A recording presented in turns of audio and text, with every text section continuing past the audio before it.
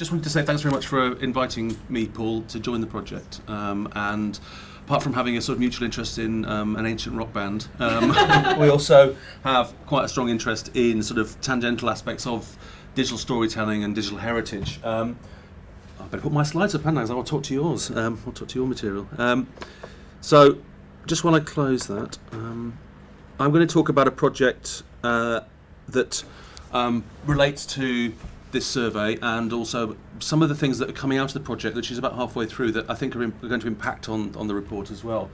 The project that I'm going to talk about is called Pararchive, which I'll talk about in a minute, but I just wanted to say very quickly where it came from. It came from a couple of previous projects that we'd done with community groups about their own cultural histories, and I did a couple of projects with the BBC and the HRC on the miners' strike. And we did a project where we were looking at cultural resources for the strike that were held by the BBC, and how people who'd been involved in the strike could actually access and use those sources as part of their own histories, developing their own cultural histories, defining their own heritage, and also telling their own stories. And we eventually made a series of films called Strike Stories, which you'll find on our website, and you can view the films that we made with the community groups. One of the things that came very strongly from the project was a sense that people wanted to fill in what was missing from the heritage narrative. They felt that they'd been misrepresented, or that they just hadn't been represented properly. So on this project we were working with police officers, with ex-miners, and with women's support group members.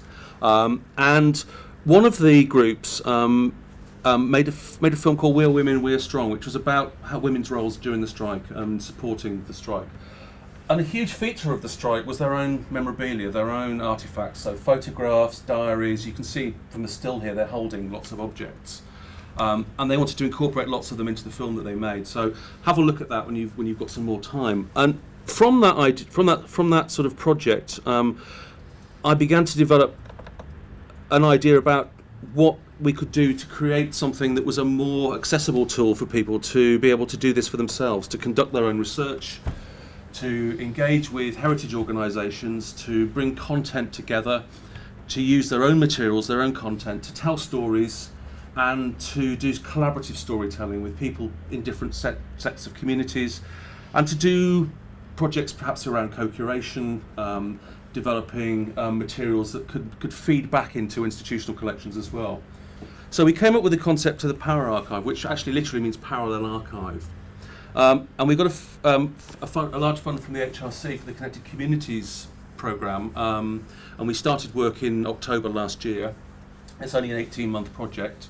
And what we're doing is building a series of digital resources for the public to tell their own stories, to do their own research, to develop their own collections, their own archives, to be able to share them with other members of the public, and also to share them and work in collaboration with other heritage institutions.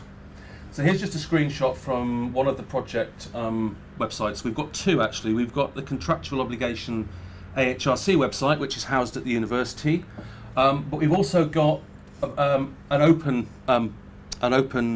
website that sits outside of the institution. It's in a sort of a deinstitutionalized website, which is one of the key things that we're exploring, the idea of space and the idea of people being able to work outside and independently of institutions. So I'll give you the URL for that at the end, and on there you'll find information about the project, all the groups that we're working with, and the group that they're doing, and the work that they're doing. But as it says here, our aim is to develop a series of digitally based resources that are co-designed and co-developed with the communities. So the sort of methodology is really co-production methodology that we're using on this. We're getting our community groups to work with a group of technology developers to design the specification for these digital tools. We're then in the process of making some prototypes at the moment. Each of the groups that we're working with is also doing their own research projects, and we're going to run them through the software and then redevelop it. And it's going to be launched as open source software in March next year. So it'll be open for anybody, including institutions, to use as well. The key aims, and I just sort of quickly thought I'd better write them down because I forget some of them, is to produce a sort of co-designed community resource, largely for digital storytelling and community research.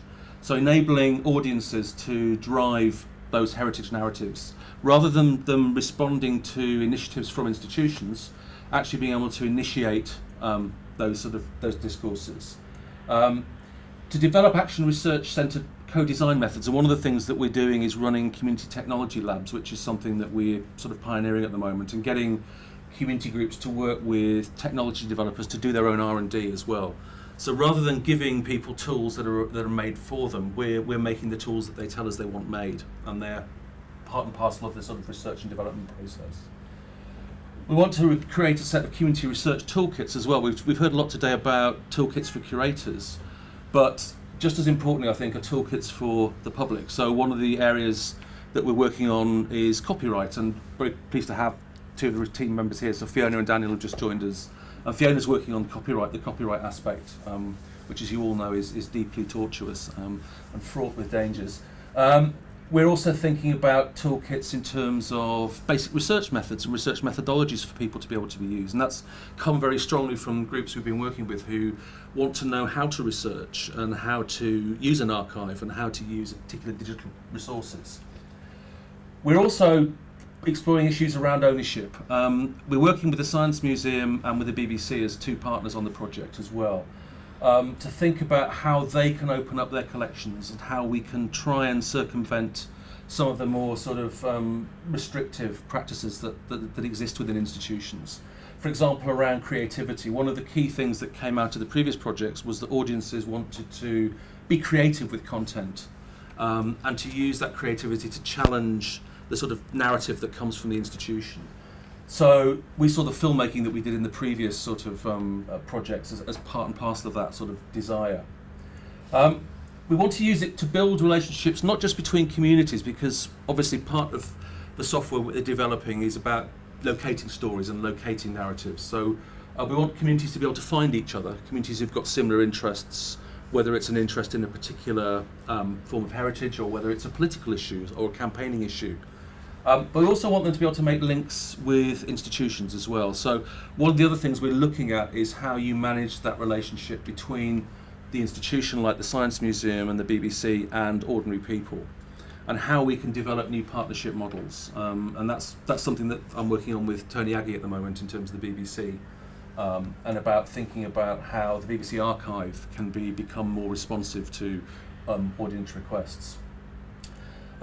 And we want to think about the sort of notion of co-creation, aspects of also bringing in and creating new digital heritage assets that come from the communities themselves, because everybody has their own archive or everybody has their own museum at home stuck under the bed or in the loft.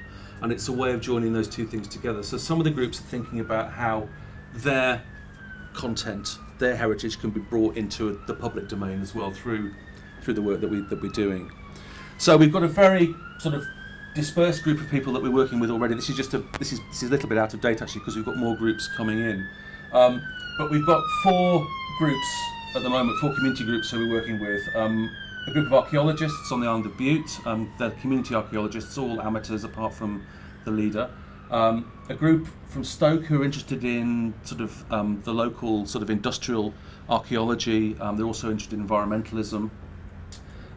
A filmmaking group from Manchester called Bocquier, who are looking at doing a documentary film project using archival material, particularly working with the BBC, and a group of computer programmers called Arduino, who are looking at how you can link the environment, the lived space, with the internet, and how you can create immersive environments with some very basic computer tools, and that people can actually do this for themselves. So rather than museums programming environments and creating immersive environments, people can actually do it in their own homes potentially if they want to, using this very basic computer technology and using links.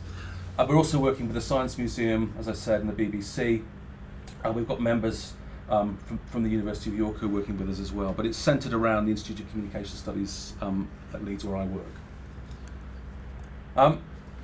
And we've been running a series of workshops, here's Fiona, on the island of Bute, where we're starting to talk to people about the sorts of tools that they want to use, how they might want to tell their stories, how they want to work with organisations, how they want to find content.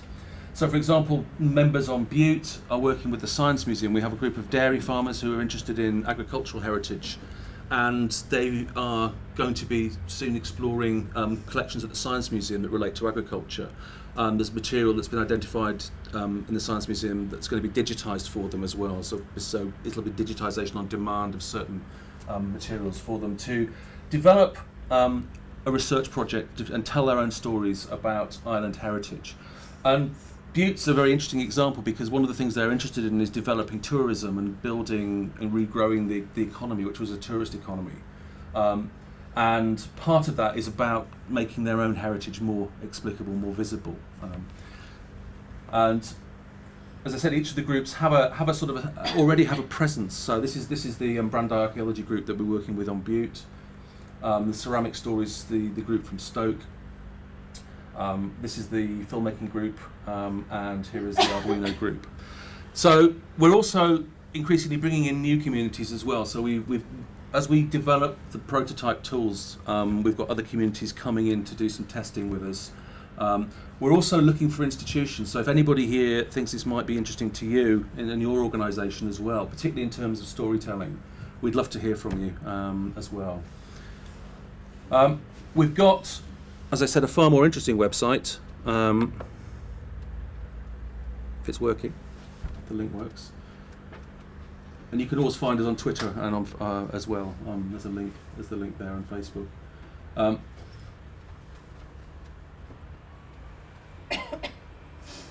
And here's the project website. So there's lots of information for communities on here, stories about digital issues and heritage. So you might find some content interesting to you.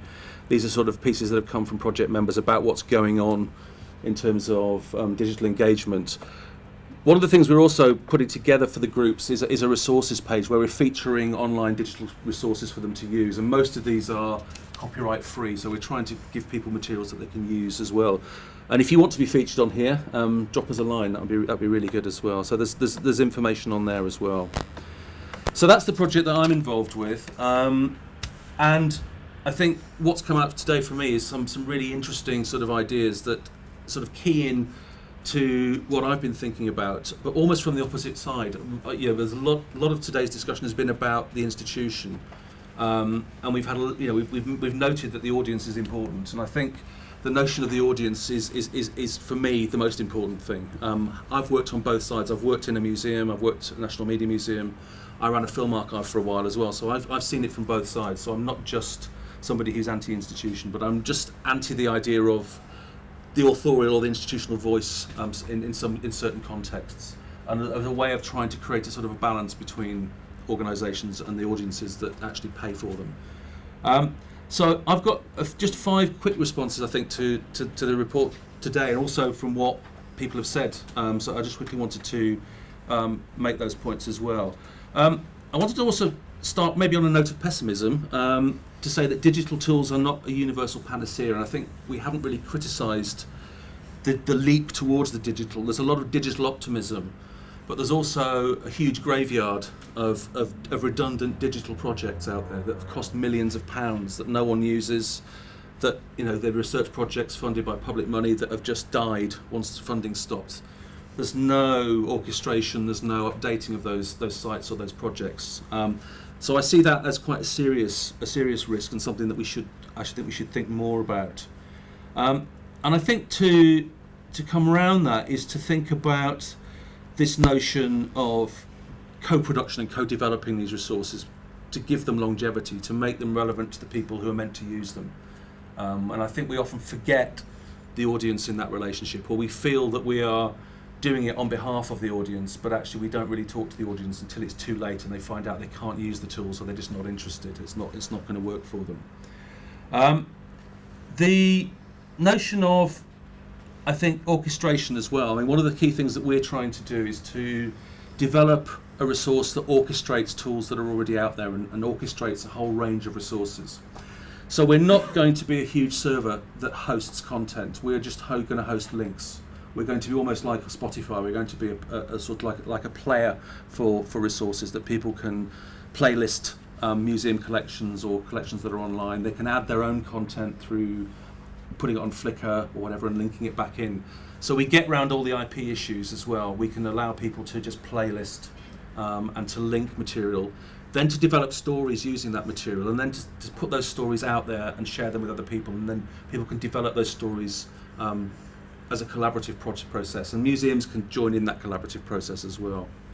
We're also looking at how museums, particularly from the Science Museum perspective, can harvest metadata and can sort of engage with that relationship to develop their own knowledge about their own collections as well, particularly where there are gaps or where there are particular expertise that sits outside the institution. And I think in this sort of heightened sort of economic time, these times of crisis in terms of funding, that's an increasingly important sort of avenue for institutions in terms of using audience knowledge and audience specialisms as well. We are also interested in the idea of creative engagement, because we think one of the key drivers for people actually engaging with institutions is the potential to be creative, not just to receive content, but actually to engage creatively, to make new stories, to make new things, to make new digital artifacts. And that's what we're really testing with the BBC at the moment as well. And then finally for me, what's really behind all of this is this idea of the space in which this takes place, and this notion of open, non-institutional space. There's a lot of claims made for the sort of democratic potential of the internet and the democracy of the digital public space, which is another big museums project at the moment, which Tony's actually heading up, one of the guys I'm working with. And we're testing the idea of what does that really mean? How far are institutions prepared to cede authority? How far are they prepared to work collaboratively? And what does that really mean? Is it just a sense that you'll throw out some of your collections and let people do something with them, like tagging and annotating? Or do you genuinely want people to do creative things, and things that also will upset or challenge the institution as well? And one of the things that we're struggling with at the moment is this idea of not trying to moderate these tools, as well as letting people do what they do, and hoping that communities will police their own communities. So rather than closing down debates that are awkward or difficult, we want to actually try and flush them out, and make them more public, and make them more sort of more engaging. So those are my sort of responses, just to initially to what I've heard today. But I mean, I think it's fantastic what you've achieved in such a short period, actually. So thank you.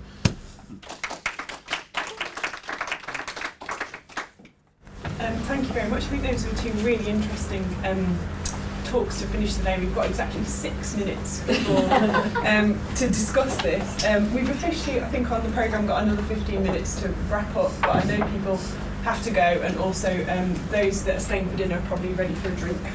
And there is a bar downstairs, I think. So I wonder if anyone's got any kind of particular comments for Simon or Abigail, or to finish us off, any kind of reflections on this theme of cultural values specifically. That might be a way to kind of wrap up in now 5 minutes really quickly. Cultural values, this theme, it's one of the ways in which I think we can kind of keep the parameters of the project doable.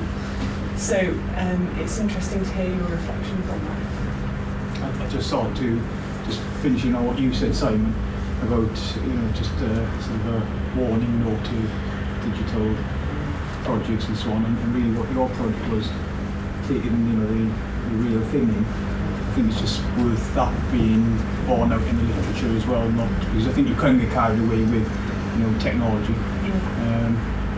So I think that was just two things that came out for me from that last part. For me, it's interesting. It comes back to the question of ownership. That seems to be really important, about how ownership isn't a straightforward thing, and about kind of openness seems to be a positive thing. But then that can lead to kind of lots of problems about kind of like, the more open you are, the more you see responsibility as well as opportunity to your consumers, and that's an interesting set of questions, it seems to me. And the other thing that's coming out more and more strongly during the course today is the ethics of all of this.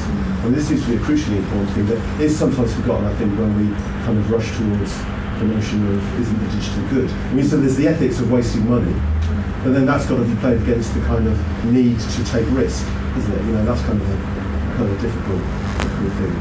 But also the ethics of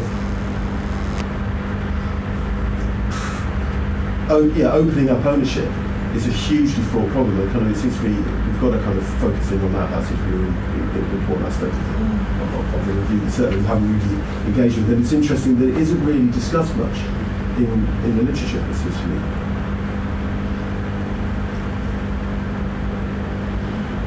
Is everyone totally exhausted?